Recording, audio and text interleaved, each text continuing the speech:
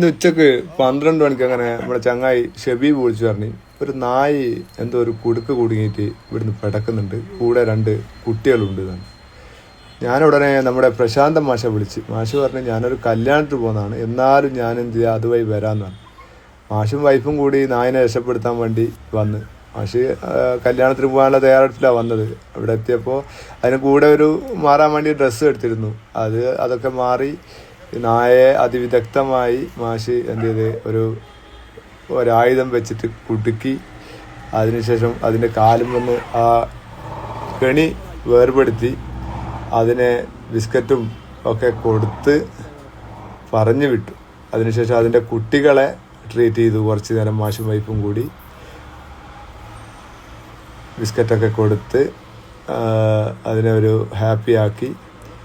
അതിനുശേഷം മാഷ് വയനാട്ടിൽ കല്യാണത്തിന് പോകേണ്ട ഒരു ആവശ്യത്തിന് പുറപ്പെട്ടതായിരുന്നു.